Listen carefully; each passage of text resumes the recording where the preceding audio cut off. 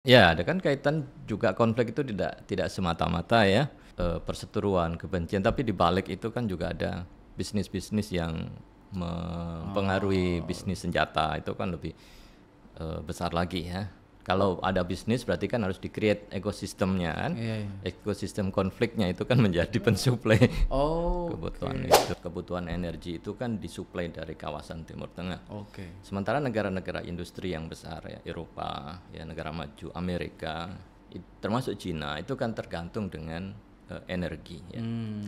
Negara-negara besar ngapain sih Amerika jauh-jauh ke Ya, Timur Timur Tengah. Tengah kalau tidak ada motifnya ya. Tentu kan motifnya ekonomi. Jadi kalau nggak ada motif itu ya untuk apa? Kalau hanya untuk melindungi kirim militer ya untuk mendukung melindungi suatu negara itu kan terlalu baik gitu ya. Hmm.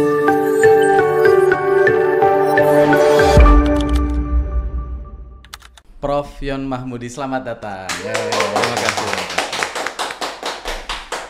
Wah, ini saya kali ini Sobat Kanidon saya kedatangan seorang profesor. Jadi kayak mau kuliah lagi ya, Oh Prof? iya boleh kita Well, kuliah ini.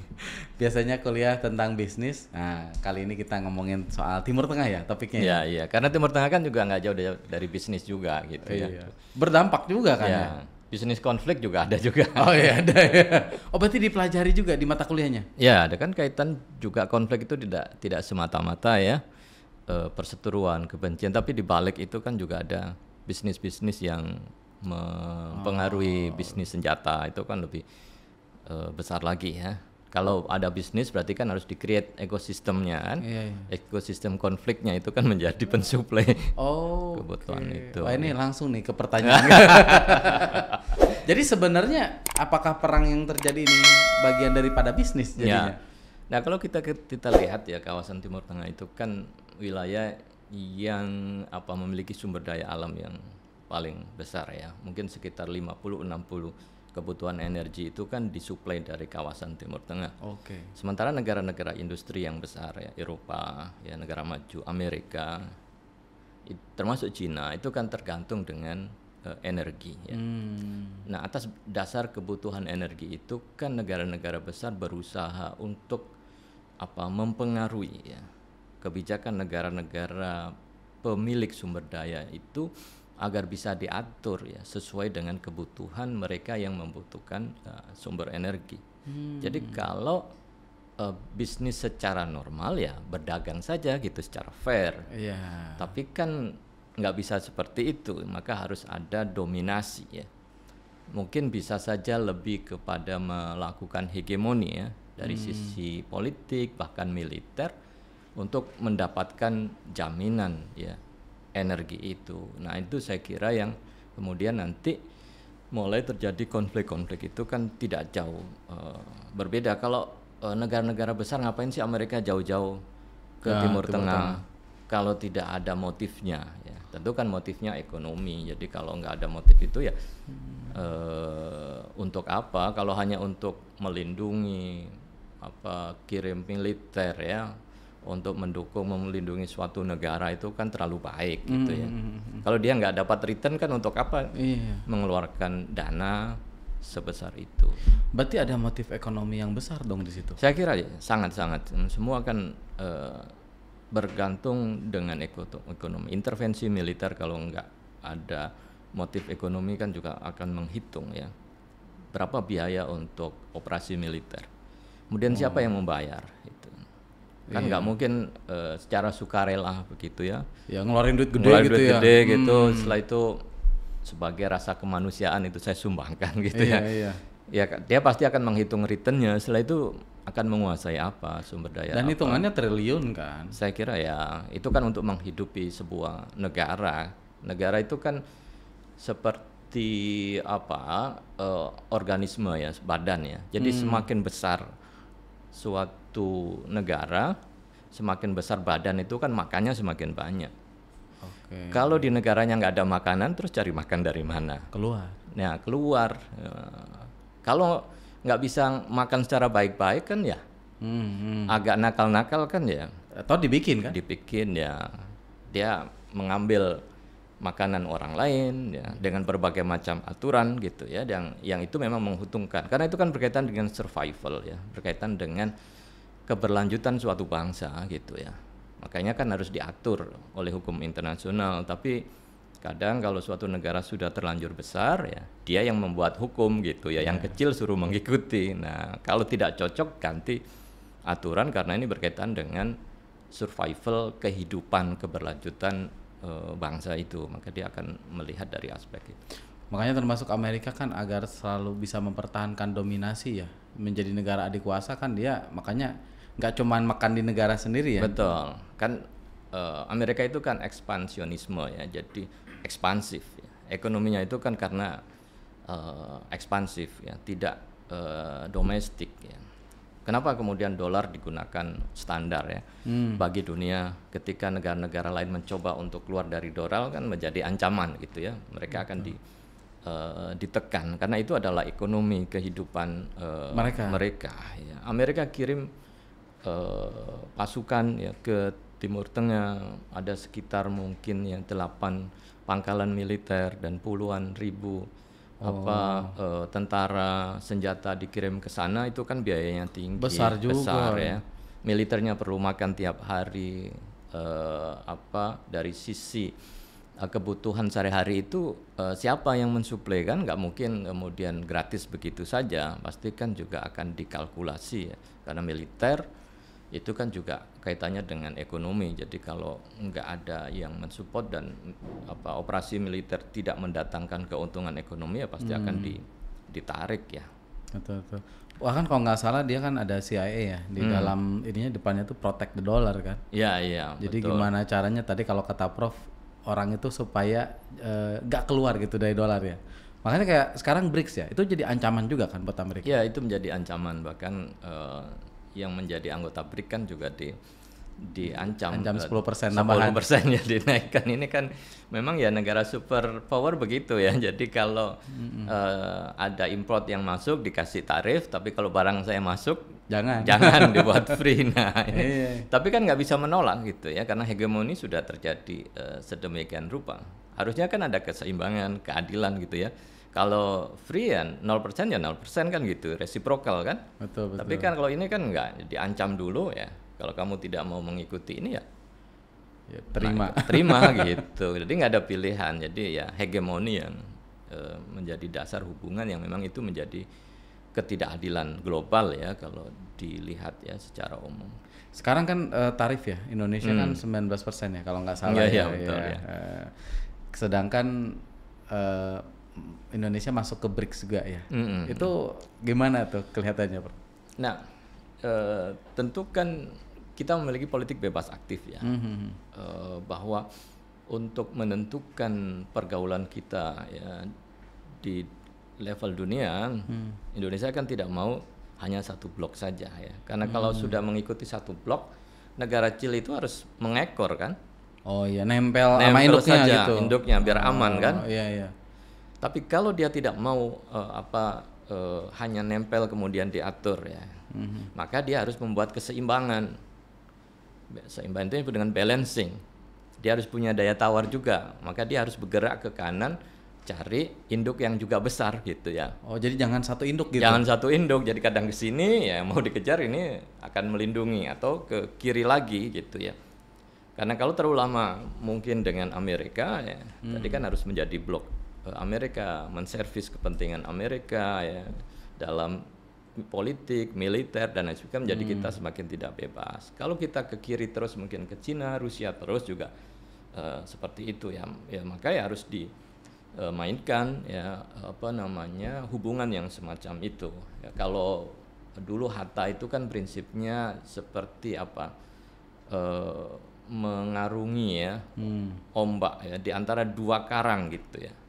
Itu gimana berselancar gitu ya, karang besar gitu ya. Maka kita ya berselancarnya harus indah gitu, dan itu membutuhkan keaktifan.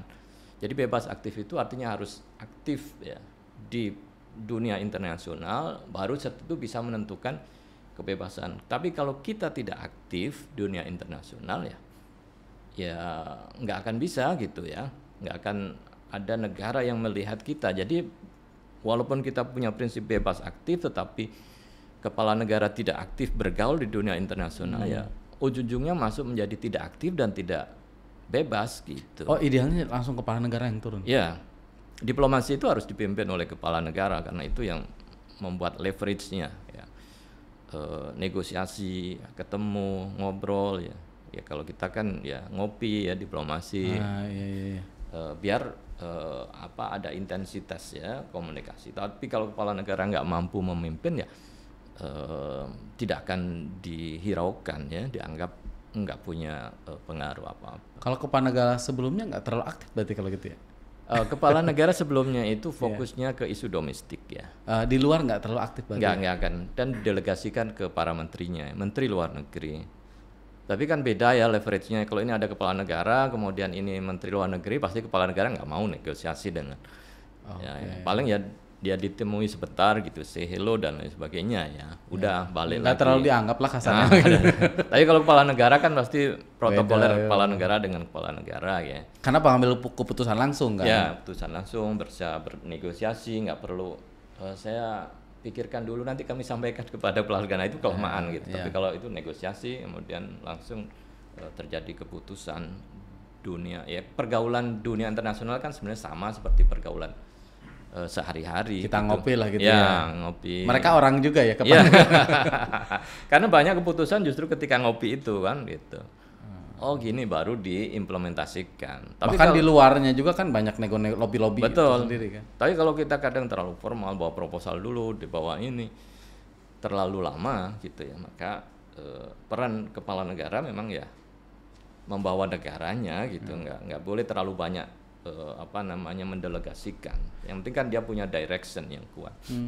Nah, kan sekarang Pak Prabowo kan sepertinya lebih aktif ya, kelihatannya ya. Nggak tahu kata Prof ya, nanti mungkin minta tanggapannya. Saya lagi kuliah nih ceritanya.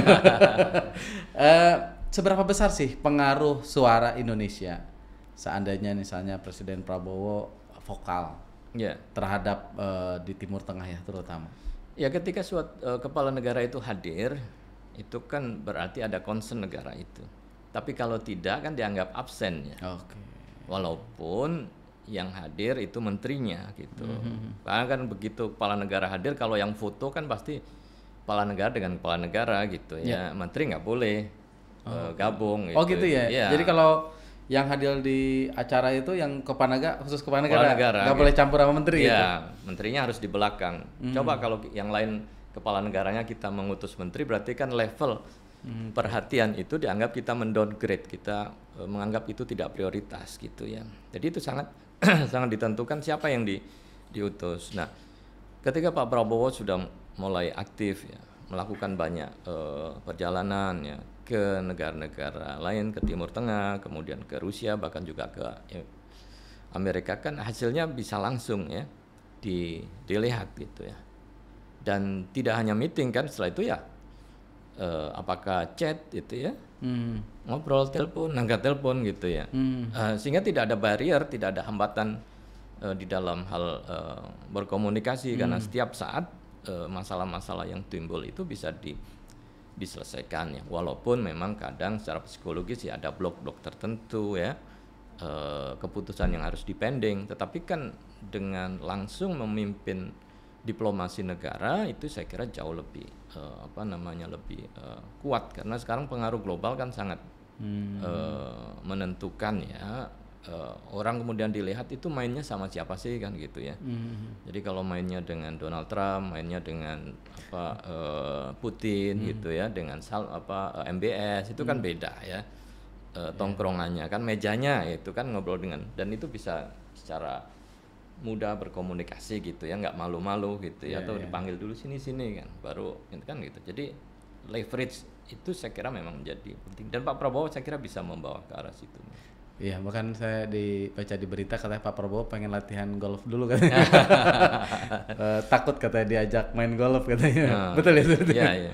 Jadi hal-hal aspek-aspek yang semacam itu kan menjadi cara untuk mendekati suatu negara ya, sehingga negara itu menjadi melihat oke, negara ini adalah mitra strategis ya. bukan hanya ya sebagai negara yang dianggap mengekor gitu ya. Jadi kalau saya negara besar memutuskan ini pasti akan mengikuti. Nah, tentu kan kita punya pilihan, kita bisa berargumentasi, kita mengambil alternatif gitu ya, ke kiri, ke kanan gitu ya, untuk memposisikan ya. Oke. Nah sekarang kalau kita bicara blok ya, ada blok apa aja sih, Prof? Yang kuat? Kan saya taunya Cina, Rusia apa mereka gabung atau Amerika udah sendiri gitu, itu gimana sih, Prof? Saya kira kan perkembangannya tidak jauh berbeda dengan sebelumnya ya, blok barat dan blok timur. Hanya dua blok utama ya. Okay. Atau ada yang disebut dengan global south dan global north ya. Negara-negara north itu negara-negara yang kaya, yang south itu yang relatif negara berkembang gitu ya. Maka global south itu ada Cina, Asia, Afrika itu masuk wilayah selatan ya. Jadi dunia kemudian dibagi wilayah utara yang maju, wilayah selatan yang berkembang. Wilayah utara majunya karena melakukan kolonisasi, imperialisme, penjajahan gitu ya. Maka selatan perlu solidaritas untuk membangun independensi, tidak tergantung ya kepada negara-negara besar itu. Nah, kemudian secara ideologi memang ada timur, kemudian ada barat ya. Kalau barat ke Amerika, kapitalisme, kalau ya timur ke Cina, Rusia, sosialisme ya. Cina dan Rusia gabung ya. Secara umum memang memiliki hubungan ya, kedekatan dari sisi ideologi kan, sosialisme juga cukup berkembang ya. Nah itu blok-blok itu yang sehingga nanti kan muncul BRIC itu kan juga dari sisi blok ya. Negara-negaranya kan ya kebanyakan adalah negara yang tergabung dengan negara selatan ya, yang relatif sebagai negara berkembang, memiliki pengalaman yang sama dijajah ya oleh negara senasib besar. Ya? Nah, senasib, maka kan ini harus bergabung bersatu. Walaupun negara besar ini kan mencoba untuk melakukan penetrasi ya. Di setiap negara berkembang dia akan taruh negara tertentu yang menjadi afiliasi ya, koalisi kuatnya ya. Di Rusia kemudian dimasukin Ukraine kan gitu ya, didukung. Nah, padahal itu kan sangat dekat ya. Ini kan akhirnya menimbulkan sebelahan banget ya, regional. Kemudian kalau di Asia Tenggara ada Singapura kan gitu ya. Kemudian ada Jepang gitu ya, yang lebih pro terhadap barat. Atau Taiwan dengan Cina kan ada satu yang diambil ya. Jadi kayak nyimpen nih satu negara nih kan gitu ya. Kalau di Timur Tengah ada Israel kan gitu ya. Jadi pola-pola seperti itu kan ya juga dibangun untuk menghubungkan kepentingan Barat ya dengan kepentingan negara tertentu, dan itu dilihat ya sebagai yang paling loyal begitu ya kepada mereka. Nah sekarang kan muncul ada namanya BRICS ya, Prof. BRICS itu bisa dibilang Blok Timur mulai menunjukkan bahwa nih gue juga kan kalau dulu cuman Blok Timur ya Blok Timur, tapi sekarang kayak udah jadi kayak union kan, jadi satu kesatuan gitu kan. Bisa dibilang seperti itu nggak, Prof, atau gimana? Ya, saya kira kan itu sebagai upaya ya, terutama di dalam masalah ekonomi. Karena kan negara-negara besar sudah punya gengnya sendiri ya. Jadi kalau bisnisnya dia sudah punya udah ngegeng ya mereka. Ngegeng gitu ya. Kemudian ini negara-negara yang sedang berkembang pasti kan dengan potensi ekonomi yang juga besar ya. Mereka juga ingin mengatur ya secara independen, dan nggak harus semua ya diatur oleh negara besar, terutama Amerika dari sisi bisnis, sehingga mereka bisa menggunakan local currency ya, mata uang lokalnya di antara mereka. Nggak harus bisnis di sini tapi uangnya masuk dulu ke Amerika ya, dipotong baru terjadi transaksi. Nah itu kan termasuk juga Indonesia dengan tadi itu ada QRIS, itu kan antar bank ya. Kemudian diperluas ke Cina, diperluas ke negara-negara Asia Tenggara. Ini kan juga menjadi ancaman ekonomi Barat gitu, yang selama ini mungkin pakai Visa, Mastercard ya, kartu kredit itu. Nah sekarang bisa langsung, dan uangnya antar bank satu dengan bank yang lain langsung, dan bayangkan tiap hari transaksi itu berapa besar ya? Gitu. Nah, setelah itu nanti di-connect dengan negara-negara Timur Tengah, dengan Arab Saudi sehingga kita berbelanja nanti nggak perlu lagi tukar uang bawa dolar atau dengan menggunakan kredit card ya, tapi bisa QRIS antara pedagang dengan konsumennya bisa langsung. Kiriso Indonesia ya yang Ya, pakai? nah itu Indonesia. I-nya kan Indonesia ya. Oh, ini Indonesia, Indonesia, nggak tahu iya. sih kata. Cuman emang kemarin saya pernah transaksi lah di Singapura gitu ya. Itu udah bisa tuh. Ya, Curious. sudah. Di Singapura dan sekarang kan diperluas ke Cina ya. Oh, oke. Nah, nanti akan lagi dicoba dengan Arab Saudi. Jadi nanti yang umroh, yang haji itu kan tinggal bawa handphone saja bisa dengan pedagang apa dengan. Jadi enak ya transaksinya Ya. internal walaupun di luar negeri gitu Ya, ya. luar negeri antara negara itu nggak harus melibatkan Amerika gitu. Walaupun kan disinggung juga Amerika ini. Iya, makanya khawatir kan Amerika. Ya. Karena dari situ kan dapat pendapatannya, passive income-nya yang besar kan, langsung ke arah sana gitu. Nah itu. Makanya dikhawatirkan ya. Ya. Nah sekarang yang Timur Tengah nih, Prof, kembali yang cerita tadi Timur Tengah kan, ini kan berarti ada bisnis ya. Kita kan dari tadi ngomongin Iya. bahwa apapun kaitannya ujungnya ke bisnis ya, perang ataupun apa. Nah kalau kita ngomongin kekuatan Amerika lah di Timur Tengah gitu, sebetulnya apa sih yang diincar?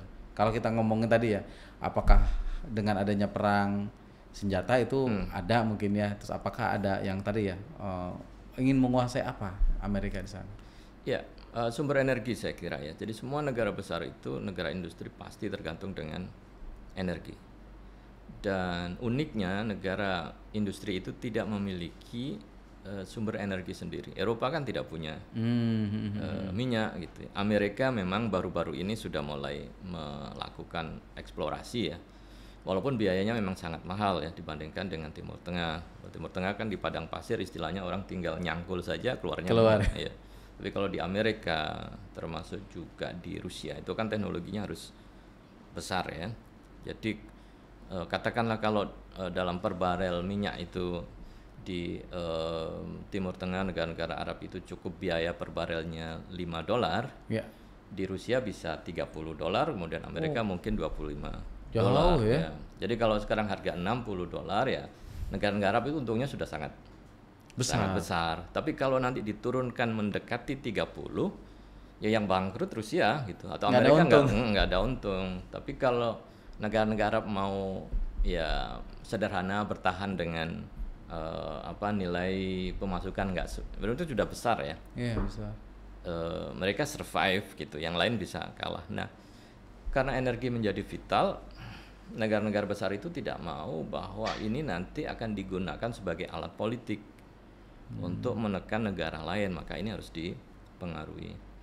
Kenapa? Ya kembali pada tahun 73 ketika ada perang ya antara Arab dengan Israel, itu kan negara-negara Arab kemudian melakukan boikot minyak ya, pada Israel dan negara-negara yang mendukungnya. Minyak ekspor ke negara itu di stop. Sehingga kan Eropa bisa kolaps, ekonominya krisis, Amerika seperti itu. Nah, melihat latar belakang semacam itulah maka Amerika semakin semangat ya untuk hadir di kawasan itu ya. Satu, melindungi ya, jalur minyak itu agar tidak terganggu ya. Maka kan setiap titik poin ya, jalur minyak itu harus ada pangkalan militer kan gitu ya. Yang awalnya pangkalan militer untuk melindungi minyak itu, kemudian setelah itu dengan pangkalan militer di suatu negara juga ada kontrak untuk melindungi negara tersebut. Jadi kalau hanya hadir di sana kemudian melindungi jalur minyak saja, mungkin cost-nya lumayan besar ya. Maka kehadiran pangkalan militer itu juga harus dikontrakkan juga ke negara lain. Dengan asumsi negara itu akan dilindungi dengan hadirnya pangkalan militer, ada pesawat di negara itu, maka negara itu merasa aman dari serangan dari luar, konflik dari luar. Nah, jadi ada dua keuntungan gitu. Jadi Amerika menempatkan pangkalan militer, dia tidak perlu sewa tempat, itu kan memakai ruangannya. Kalau kita bisnis sewa ruko kan bayar kan, mahal lagi. Untuk apa? Dia untuk melindungi bisnisnya kan. Kapal-kapal itu ya di Laut Merah, kemudian di Teluk itu kan dipasang ya pangkalan militer. Satu, dia tidak perlu, harusnya dia bayar sewa itu. Tapi karena kemudian dia buat kontrak dengan negara tersebut, ya, kamu akan saya lindungi dengan kehadiran tentara kami. Dia tidak perlu sewa, dia mendapatkan justru manfaat gitu ya. Yang di tempatnya itu justru mereka harus membiayai kehidupan sehari-hari tentaranya kan gitu ya. Pinter ya. Nah, ketika nanti ada kapal selam mau didekatin ke negara itu kan biaya tinggi juga. Siapa yang bayar bilnya itu kan gitu ya. Ya negara yang kemudian merasa terancam itu ya bayar gitu. Di belakang layar ditagih kayaknya. Ya. Jadi semua itu kan ya lagi-lagi ya motif ekonomi. Tentu negara itu yang merasa lemah bisa merasa kuat ya karena ada kehadiran pangkalan militer. Tetapi kan Amerika tidak hanya pada satu negara kan gitu ya. Dia juga nanti di negara yang lain gitu ya. Di Saudi, di Oman ya dan lain sebagainya. Sehingga ketika terjadi potensi konflik antar dua negara itu kan Amerika juga bisa memerankan. Oh kalau begitu kamu harus upgrade persenjataan pesawat ini dan lain sebagainya. Tapi kan ordernya harus ke kami gitu ya negara itu. Negara yang lain merasa terancam kok tetangga saya lebih ini. Maka dia juga upgrade juga kan gitu. Sehingga keuntungan minyak itu satu mengalir ke Amerika, yang kedua masih ada sisa, dibelikanlah senjata. Alutsista ya. Alutsista. Berarti kan negara industri persenjataan itu hidup gitu. Nah, senjata tidak digunakan kalau nggak ada konflik kan gitu ya. Oh, makanya dibikin konflik. Maka konflik. Sehingga keadaan mereka kawasan Timur Tengah itu dibuat terpolarisasi, terpecah-pecah. Jadi seakan-akan mereka bersuku-suku itu pasti berperang gitu ya. Tradisinya itu bertengkar, berperang dan lain sebagainya gitu ya. Walaupun kan kalau kita lihat ke belakang sebelum hadirnya kekuatan Barat di sana, itu kan mereka relatif damai gitu. Perang-perang itu kan dulu Romawi kan gitu ya. Kemudian Persia dan lain sudah ada ya. Tetapi pasca itu kan sebenarnya wilayah damai, kemudian Barat masuk dengan kepentingan, dia pecah-pecah kelompok-kelompok itu sehingga merasa satu sama lain terancam. Padahal kan mereka itu dulunya bisa saja satu kabilah, satu tetangga, tapi bayangin aja tetangga, kemudian setelah itu dipotong, ini adalah wilayah dikuasai oleh Prancis, ini Inggris gitu ya. Mereka terpisah, kemudian akhirnya batas negara itu karena batas kolonial yang dulunya mereka bisa bolak-balik karena masih punya hubungan keluarga, sekarang enggak. Kemudian setelah itu ditanamkan kekhawatiran ekspansi negara satu dengan negara yang lain, sehingga mereka memiliki kekhawatiran adanya invasi satu dengan yang lain. Padahal dulu mereka adalah damai saja, bersaudara, satu kabilah gitu ya. Sunni Syiah ya, kemudian menjadi ancaman gitu. Jadi merasa berkonflik dalam satu Islam juga konflik jadinya. Bahkan bukan konflik, negaranya konflik ya. Betul. Dan kolonial Barat itu kan cukup pinter ya. Jadi sebelum mereka datang itu kan dia sebar juga ahli-ahli antropologi, tinggal di kampung-kampung, kemudian dia mencatat ya. Ini apa sih potensi konflik masyarakat yang ada, dia tulis gitu ya. Oh Sunni Syiah itu pasti akan memuncak. Terus ini adalah kelompok ini dan itu dia tulis. Sehingga ketika datang, ketika suatu negara itu dalam kondisi bersatu, pasti nanti musuhnya pendatang kan gitu ya. Makanya di-create dulu bahwa satu sama lain bertengkar gitu, sehingga kekayaan itu bisa dikuasai karena mereka masih sibuk ya bertengkar satu sama yang lain. Yang potensi menang baru dibantu kan gitu ya. Yang enggak ya udah mereka akan tapi skam itu masih kuat. Dan sewaktu-waktu itu juga bisa saja untuk kepentingan global pindah dukungan ke yang lain gitu ya. Sehingga seakan-akan mereka berkonflik satu sama yang lain dan tidak tahu bahwa kekayaannya itu sudah dieksploitasi sedemikian rupa ya. Perusahaan minyak Inggris masuk, Prancis masuk ya, Amerika masuk. Begitu mereka mau melakukan nasionalisasi, mengambil itu, nah biasanya langsung secara politik bisa saja rezim itu dijatuhkan karena menjadi ancaman. Oh iya, kayak Iran ya, Irak, Saddam Hussein, ya, Libya, ya. kan hampir semua ya. Pokoknya yang nggak pro atau yang dianggap mengancam dibunuh. Ya. Skenario terburuknya dibunuh ya. Betul, dikudeta, Kudeta. Atau dimunculkan raja baru tuh buat ya, ngelawan gitu ya. Nah, Iya. Nah ini agak ngeri juga ya. Jadi ini permainannya bukan hanya bisnis aja tapi negara nih dimainin nih. karena bisnisnya ya. Di dalamnya bisnis, ya, ujungnya ekonomi kan, motivasinya ekonomi. Dan- Jadi gimana caranya Amerika bisa tetap menjadi negara yang paling kuat ya. betul. Kayak trade war juga kan, wah sebelum negara lain kuat nih gua perangin dulu. Bisa dibilang gitu ya kali Prof.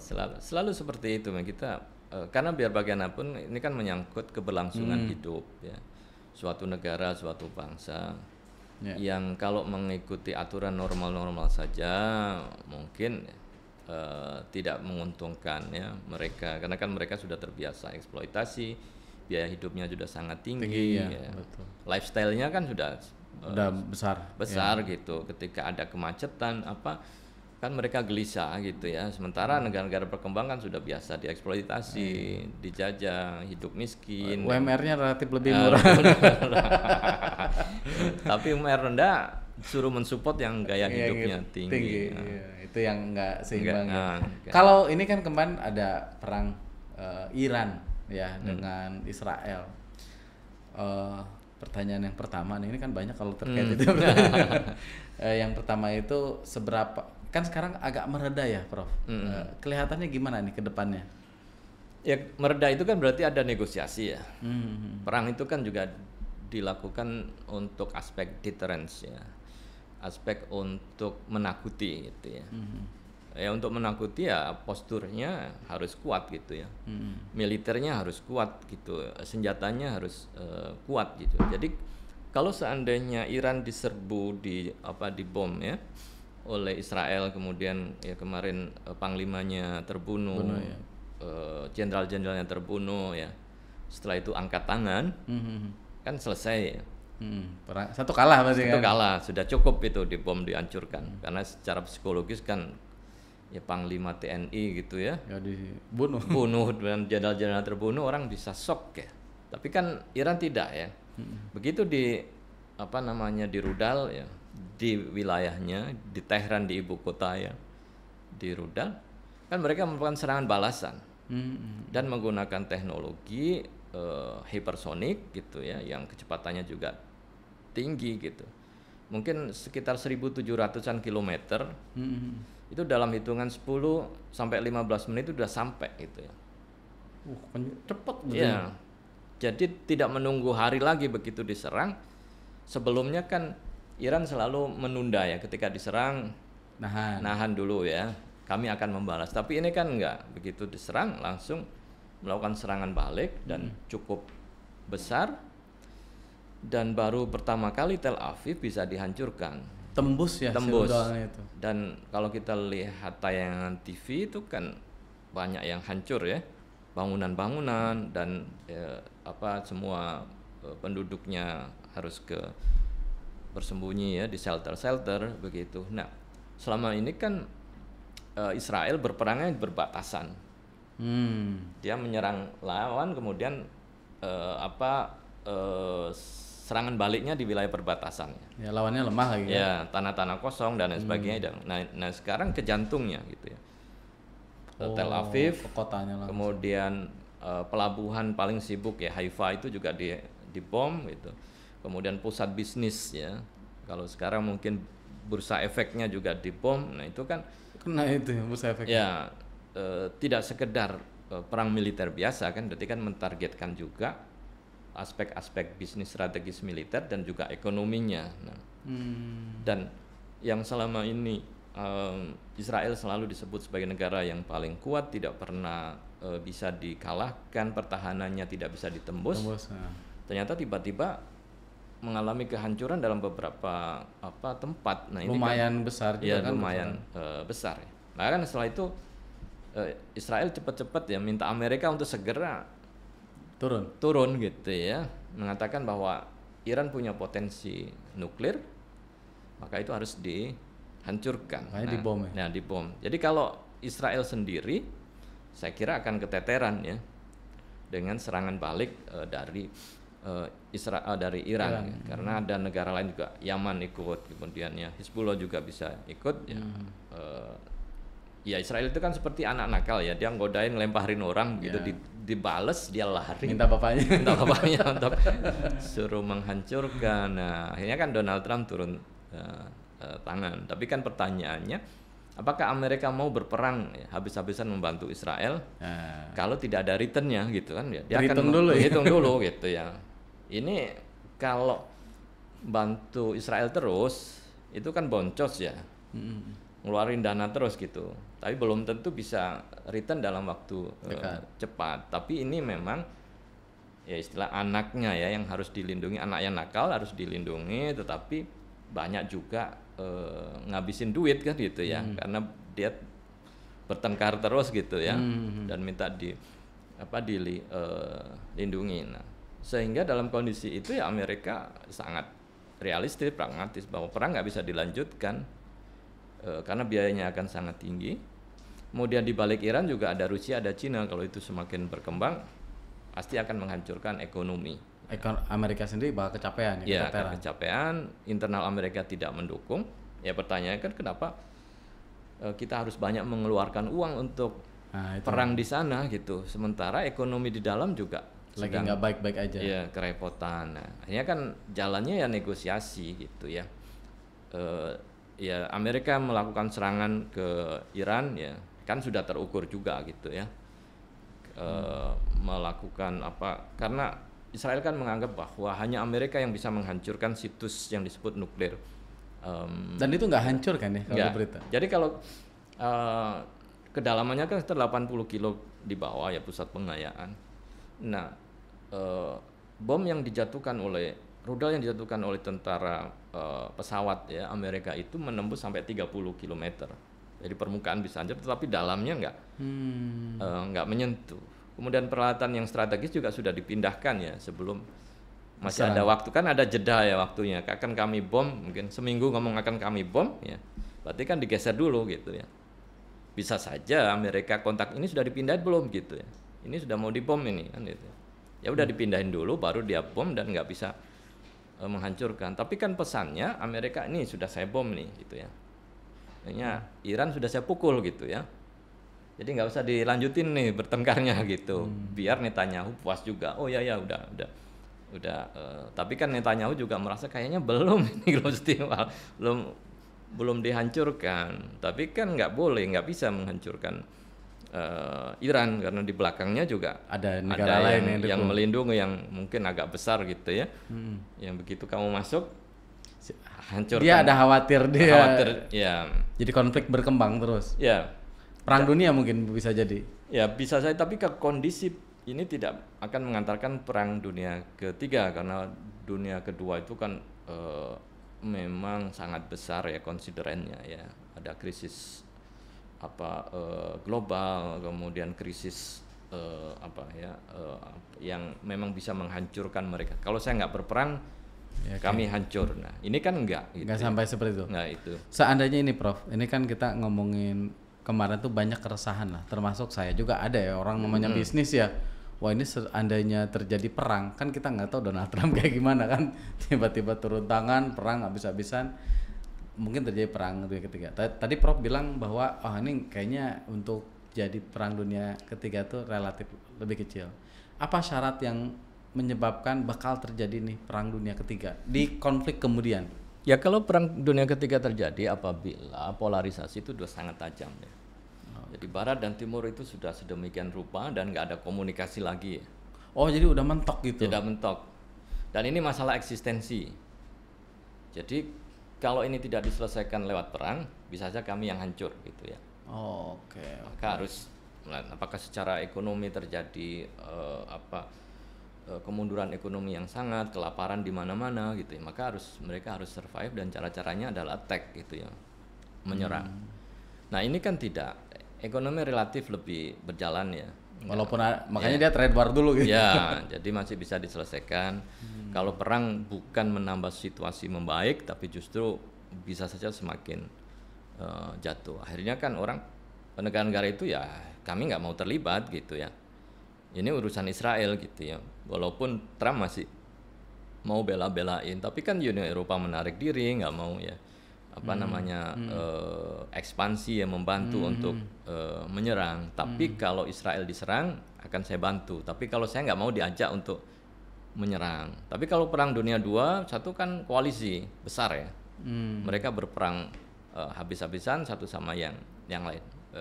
Persoalan eksistensi. Nah, untung rugi juga akan dipertimbangkan. Jadi dalam sisi perang Israel dan Iran tidak membawa sebuah kondisi ya yang berhadap-hadapan yang memaksa Rusia dan Cina harus bersama Iran kemudian menghancurkan Israel dan Amerika, atau Amerika sebaliknya. Tapi kan ruang negosiasi masih terbuka. Donald Trump masih bisa telepon Putin, mungkin juga Xi Jinping sebaliknya, untuk mengatur kira-kira ini mau diapain gitu.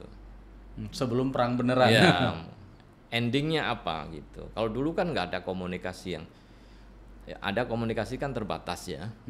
Nah sekarang kan dalam hitungan detik ya, kepala negara bisa terhubung menganalisis semua potensi yang ada, kemudian bisa dihitung dalam waktu cepat ya untung ruginya dan ending dari konflik itu seperti apa. Nah ini sehingga ya tidak mengarah ya kepada perang dunia ketiga gitu ya. Karena kalau apakah kemudian serangan ke Israel itu akan menggoncangkan Rusia, menggoncangkan ekonomi Cina, kan enggak juga ya.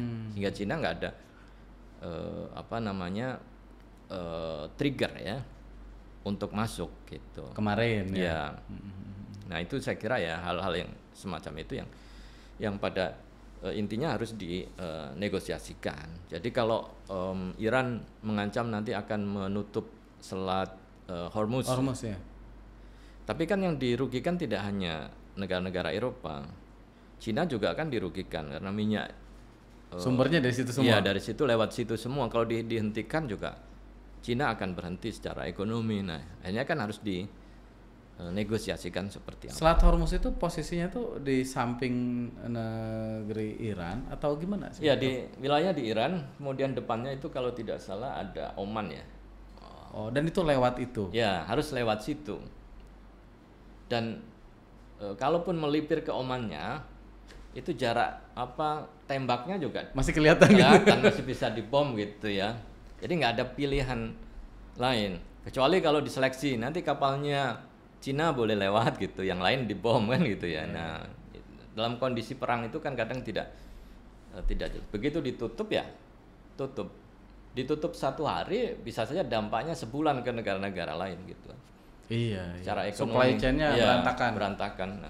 Nah ini kan besar ya resikonya, dan tidak semua negara itu bersatu untuk melawan Iran kan gitu. Negara Arab juga ngambil posisi aman. Itu ya.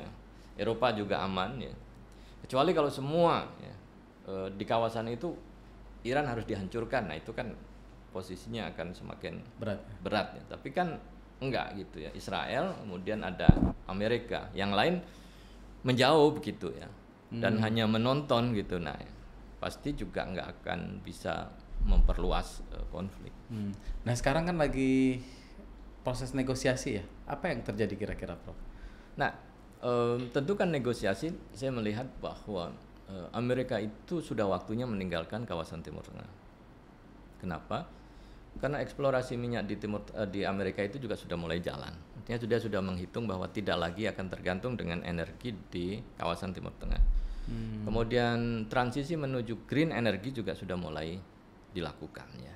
Jadi itu yang membuatnya tidak ada alasan yang kuat harus tetap berada di kawasan Timur Tengah dengan berbagai macam pangkalan militer itu ya. Kapal selam dan sebagainya kan mulai pelan-pelan ditarik gitu ya. Kan ketika konflik kan sudah mulai pergerakannya kan tidak lagi disikat itu ya. Di Asia Pasifik kemudian mereka bergerak lagi ke sana. Setelah itu balik lagi ke wilayah itu. Dan dengan melihat kondisi semacam itu ya pergeseran Timur Tengah nanti akan terjadi kekosongan ketika Timur Tengah Amerika menarik diri. Tapi kan negara-negara yang sangat tergantung dengan Amerika resah gitu ya. Israel akan resah gitu. Berarti bisa ditinggalkan dong Israel? Ya kalau kemudian nggak ada yang support, nah Israel memastikan bahwa Israel bisa menguasai semua itu sebelum Amerika keluar kan gitu ya. Maka Israel mau Ngamanin dulu, nyaplok ngamanin dulu. dia ke Iran aja. inginnya kan ada perubahan rejim kan gitu ya, tapi gagal. Nah sekarang ke Rusia juga kan, ke Suriah kan juga diserang ya untuk memastikan selama Amerika masih dekat dia akan nyerang. Tapi kalau nanti pelan-pelan Amerika pergi, Bapaknya nggak ada, nah dia mulai bingung kan gitu ya, karena pendekatannya adalah pendekatan militer.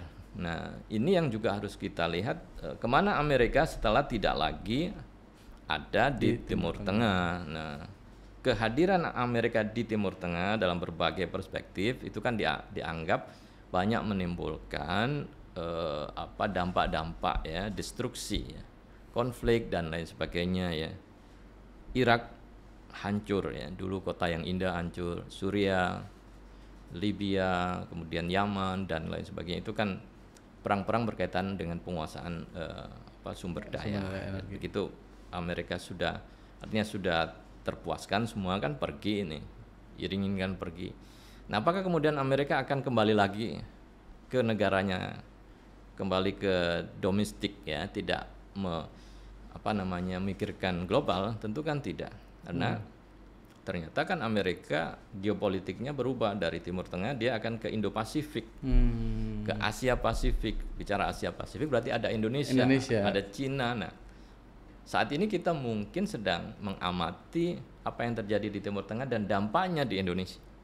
Boleh jadi nanti kalau nggak disiapkan, orang Timur Tengah mengamati apa yang terjadi di Indo-Pasifik ya, dampaknya kepada mereka gitu ya. Kalau pendekatan militer ini Amerika terus dipertahankan, pangkalannya dipindahkan ya, kan mereka sudah punya di Jepang, di Filipina, di Singapura, di Australia gitu ya. Kalau tiba-tiba Taiwan meletus gitu ya, Cina ekspansi Taiwan, kemudian Amerika membantunya perang, kan semua kawasan itu ya menjadi kawasan yang bergejolak. Nah ini juga next yang harus kita perhatikan ya, karena kalau koboinya sudah pindah di wilayah itu ya semua harus hati-hati melihat kira-kira apa yang akan terjadi. Jadi artinya masih banyak perubahan yang bisa terjadi ya dalam setahun ke depan ya, masih wait and see ya mungkin ya untuk beberapa negara yang konflik terutama ya. Ya harus wait and see. Indonesia juga saya kira kenapa dalam melihat ke depan Indonesia jangan ke Cina saja, nanti bisa digempur oleh Amerika, atau jangan ke Amerika saja, nanti akan menjadi sasaran Cina, karena kan perbatasan kita kan dekat dengan Cina gitu ya, dengan itu. Sementara Amerika biasanya akan mencari buffer zone. Ya, kapal induk dikirim. Cari kawasan yang itu bisa jadi kawasan perang. Jangan sampai Indonesia nanti jadikan sebagai kawasan perang. Di situ ada pangkal militer Amerika gagah, tetapi akan menjadi serangan. Daerah Natuna ya mungkin yang agak rawan daerahnya. Ya Natuna itu kan masuk wilayah Laut Cina Selatan ya. Kalau Amerika kan inginnya ditegakkan secara militer gitu kan. Kalau kapal Cina datang, ya sudah diserang nanti kami akan bantu kan gitu. Tapi ini kan akan memicu konflik. Tapi kalau pendekatan Cina, ini ada masalah ya kita omongin gitu. Ya. Ini konflik yang terjadi kemarin ya, itu kan meningkatkan harga minyak ya. Iya. Itu dampaknya ke perekonomian yang kentara kan BBM naik dong, jelas ya. Berarti ke yang lain juga pengaruhnya besar juga ya, Prof? Gitu. Ya pasti akan berpengaruh. Jadi kalau suplai minyak terhenti, berarti kan harga minyak akan tinggi ya. Dan otomatis juga APBN kita terkoreksi ya. Dampak dan semua hal itu dipengaruhi oleh bahan bakar minyak ya, bisnis dan lain sebagainya kan masih tergantung itu. Pasti harga kebutuhan juga akan naik, kemampuan kita untuk membeli menjadi turun dan lain sebagainya. Nah ini pasti secara nasional akan mempengaruhi ekonomi, dan rupiah juga pasti akan turun gitu ya. Nah ini dalam kondisi semacam itu pasti akan mengkhawatirkan kalau perang ini terus berlangsung, sementara kita juga dalam transisi energi kan belum bisa melepaskan ya dari minyak gitu ya. Nah, kebutuhan masih tinggi ya. Kebutuhan masih sangat tinggi, belum ada alternatif energi yang bisa kita gunakan untuk mengganti suplai dari kawasan Timur Tengah. Kalaupun batu bara juga kan listrik juga pakainya batu bara ya. Batu bara. Tapi batu bara kita banyak ya. ya eksploitasi ya. Tapi kan itu juga terbatas ya, tidak terbarukan ya. Suatu saat juga akan habis juga itu. Nah, ya energi saya kira ya, energi masa depan saya kira nanti juga akan menjadi arena konflik baru kan. Setelah minyak kemudian gas gitu kan.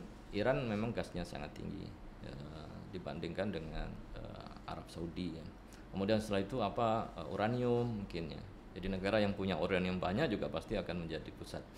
Itu Iran termasuk banyak uraniumnya. Iya. Iran banyak uraniumnya dan itu bisa digunakan untuk nuklir dan senjata. Itu kemarin kan dengan adanya dibom ya sama Amerika. Kalau nggak salah Iran tuh keluar ya dari pokoknya tidak diawasi lagi perjanjian ya. Artinya bisa jadi jengkel kali Iran, udah gitu udahlah pokoknya gua mau bikin aja. Bisa jadi gitu ya, Prof? Ya artinya kan sebagai negara yang mau terbuka ya dengan pengawas pengayaan tadinya kan nuklir, terbuka ya. Orang suruh datang lihat set-setnya, begitu selesai agensi itu melaporkan bisa untuk yang digunakan nuklir itu untuk damai, untuk energi dan bukan untuk senjata, laporan sementara. Tapi kemudian Amerika atau Israel mengatakan tidak gitu. Itu adalah untuk nuklir senjata kan gitu. Jadi otoritas ini juga akhirnya nggak ada gunanya karena yang ini pokok itu ada dan harus dibom ya. Nah ini kan menjadi persoal dan pasti orang akan ya sebagai negara ya kami sudah kerjasama sudah terbuka tetapi kenapa kemudian keputusan politiknya justru menafikan semua itu. Nah kan persoalannya adalah bagaimana itu pengayaan nuklir itu dilakukan ya. Jadi Iran dulu tahun 57 sampai 67 kan sudah ada perjanjian ya, di masa Sahiran sebelum Ayatullah kan sudah ada perjanjian dengan Amerika dan Eropa untuk membangun ya fasilitas nuklir ya. Jadi mereka punya kerjasama. Bahkan sudah ada 20 tempat pengayaan nuklir yang ahlinya itu dari Amerika dan Uni Eropa. Mereka sudah sepakat itu. Udah ada kesepakatan dan terus bilang, tetapi setelah itu rezimnya berubah dan itu cenderung anti terhadap Amerika. Sehingga program pengayaan nuklir ini terhenti, baru tahun 90-an dihidupkan lagi. Sementara ahli-ahli Eropa dan Amerika sudah pulang kan. Datanglah Rusia yang mengoperasikan pengayaan nuklir itu. Nah, ini kemudian dianggap sebagai ancaman. Jadi ketika Iran bekerja sama dengan Amerika dan Eropa, itu dianggap bahwa Iran aman, capable, ini sudah dewasa, boleh menggunakan senjata. Begitu dengan Rusia, khawatir wah, ini pasti untuk kejahatan gitu, mengancam ya. Akhirnya kan yang terjadi adalah harus dihentikan. Nah, ini ada hal menarik ya, kita lihat itu ada dalam militer di kawasan Timur Tengah itu ada istilah MMI ya, Maximum Military Age. Itu tahun 60 kerjasama perjanjian antara Amerika dengan Israel yang menyatakan bahwa negara di kawasan Timur Tengah itu memiliki batas maksimum ya militer yang tidak boleh melebihi Israel. Oh ada itu. Jadi itu kemampuan militernya. Jadi begitu dianggap oleh Israel akan melebihi, maka itu harus dihancurkan. Komitmen itu masih dipegang. Jadi kalau Israel melihat Iran ini sudah mulai melebihi kita, maka panggil Amerika untuk mengamankan itu. Rusia dihancurkan dan sehingga Israel boleh punya nuklir, negara-negara lain tidak ada. Begitu negara lain mau membuat, nah itu harus dihancurkan. Agak ini juga ya, seenaknya. Karena mereka bisa mengatur. Jadi untuk aman gitu kan. Maka ya tetangga-tetangga itu jangan punya kemampuan senjata di atas saya. Ujungnya gitu. kan ini kan kepentingan sendiri dan kepentingan yang raksasa tadi. Kan. Prof, terakhir nih, pertanyaan terakhir. Apa nih pesan praktis nih untuk masyarakat umum ya? sekarang kan sudah mereda, tapi kan ada risiko naik lagi gitu ya gitu. Apa pesan praktis supaya tidak masyarakat tuh nggak usah panik lah, jalani kalau yang lagi bisnis seperti biasa, kerja seperti biasa. Ya tentu kan tatanan global itu ada yang mengatur ya. Dan kita kan jangan terlalu berlebihan ya dalam mensikapi suatu peristiwa gitu ya. Karena negara-negara itu juga akan rasional ya, tidak mau bunuh diri, karena kalau bunuh diri itu artinya bisa saja separuh isi bumi ini gitu yang akan hancur. Nah dari sisi itu ya, maka yang harus dikedepankan agar tidak mengarah kepada konflik dan kehancuran ya, diplomasi dan kerjasama yang harus diperkuat gitu ya. Jangan mengandalkan hanya ya semata mengandalkan kekuatan militer untuk berjaga-jaga bisa gitu ya, tetapi jangan semua hal itu diselesaikan dengan militer ya. Maka diplomasi, kerjasama gitu yang bisa resiprokal ya, saling menguntungkan, itu menjadi sangat penting. Kalau kerjasama dasarnya represif ya, suatu saat represifnya itu tidak ada, pasti akan ada serangan balik, dan untuk mempertahankan dari serangan itu kan akhirnya orang harus semakin menekan ya, menghancurkan. Nah, kedepannya saya kira itu menjadi hal yang harus dihindari, dan Amerika memang besar karena kekuatan militernya, tapi komunitas di Amerika sendiri kan sudah mulai menyadari bahwa itu tidak bisa dipertahankan terus-menerus ya, maka harus mulai ada keseimbangan ya, diplomasi hubungannya dengan suatu negara yang lebih setara gitu ya. Kalau kami tidak punya produk ini, ya yang lain akan mensupport. Mereka nggak punya, kami akan support. Tapi jangan kemudian menakut-nakuti gitu ya negara lain gitu. Produknya kami butuhkan, yang itu akhirnya kelaparan gitu ya, dipaksa untuk menghidupi negara. Nah, hal-hal semacam itu saya kira harus mulai ditinggalkan, dan kesadaran global saya kira kan sudah mulai ada, pemimpin-pemimpin negara itu kan sudah mulai berpikir ya bahwa tidak bisa terus-menerus model imperialisme, kolonialisme itu dijalankan, tapi melihat satu sama lain itu secara setara gitu ya. Jadi banyak yang sudah sadar ya. Nah, itu harapannya mudah-mudahan semakin orang sadar. banyak sudah sadar. Oh, ini dolar kok di dunia bertebaran gitu. Masyarakat terutama ya. Mungkin kalau secara negara banyak sudah tahu ya, tapi masyarakat banyak yang sudah aware juga ya. Wah ini betul. Ini masih banyak nih pertanyaan. Cuman waktu memisahkan. Prof, makasih banyak untuk kuliah singkatnya. Iya, mudah-mudahan nanti bisa dilanjut lagi sesi berikutnya. Iya, ini kayaknya masih banyak nih. Mungkin nanti kalau udah menghangat, mudah-mudahan tidak menghangat ya, Prof. Kita akan lanjut lagi, Prof. Terima kasih banyak dan sukses selalu untuk Prof. Oke, terima kasih. Masih banyak. Assalamualaikum.